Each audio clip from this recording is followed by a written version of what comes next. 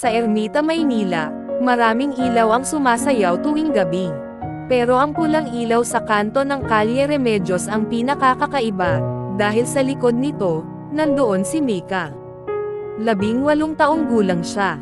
Bata pa, pero sapat na ang edad para sa mga desisyong hindi na pwedeng bawiin. Taga-probinsya, tumakas mula sa isang amang lasinggero at isang inang walang boses sa bahay. Natuto siyang mabuhay mag-isa. Natuto rin siyang mambola, ngumiti kahit pagod, at ngumiti pa rin kahit parang gustong sumigaw. Gabi-gabi, nakaupo siya sa isang plastic na upuan. Short skirt, spaghetti strap, red lipstick. Pang-akit, pero hindi siya pumipili kahit sino. May sarili siyang batas, walang lasing, walang matatanda, at walang lalaking may singsing. Isang gabi, habang pinapara niya ang oras sa pag-scroll sa TikTok, may dumaan na lalaking naka-hoodie. Matangkad, mukhang tahimik, pero sa halip na magtanong ng presyo, huminto ito at nagsabing, "Mas mahigit, hindi ako customer. Naghahanap ako ng model para sa photo exhibit ko sa school. Pwede ka ba?" Napatawa si Mika. Creative pick-up line yan, ha? Hindi talaga.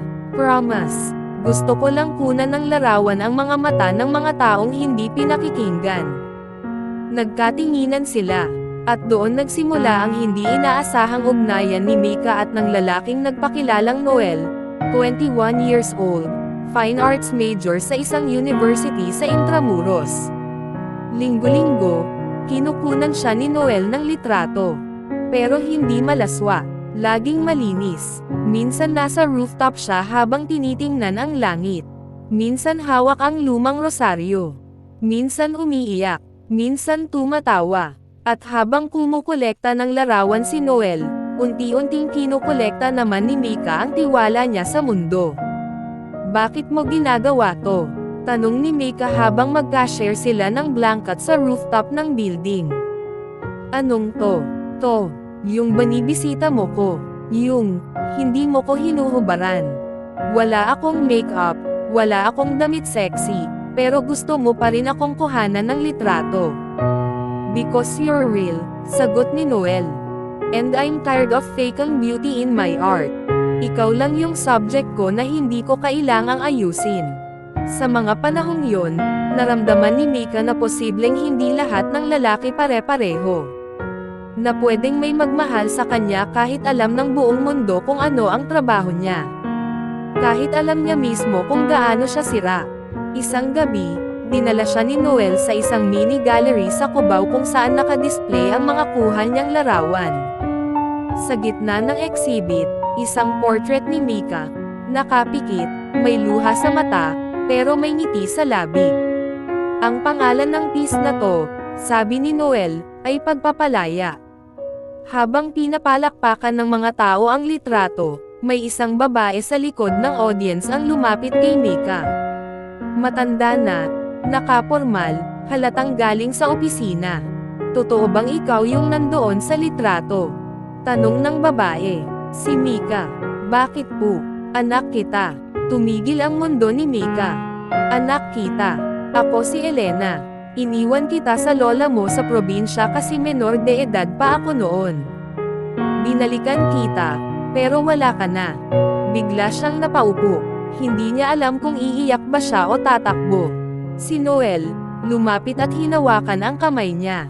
"May dahilan pala kung bakit ang dami mong emosyon sa mata," bulong nito. "Hindi lang yan dahil sa gabi. Galing yan sa pinanggalingan mong sugat." Pagkalipas ng ilang linggo, huminto si Mika sa pagtatrabaho sa kalsada. Tinulungan siya ni Noel na makakuha ng trabaho bilang barista sa isang maliit na kafe sa Makati. Pinag-aralan niyang muli ang photography. Nag-aral ng basic literacy classes tuwing weekend. At si Noel, hindi siya iniwan. Hindi siya tinuring na proyekto. Hindi siya sinagip. Minahal lang siya. Buo. Isang hapon, habang naglalakad sila sa Luneta, tinanong siya ni Noel. "Mas mahigit, kung babalik ka sa dati mong buhay, pipiliin mo pa rin ba akong mahalin?" Sumagot si Meika habang nakatingin sa sunset. Mas mahigit, oo. Pero hindi ko nababalikan yun. Dahil ngayon, kaya ko nang piliin ang sarili ko. At ikaw, bonus ka na lang.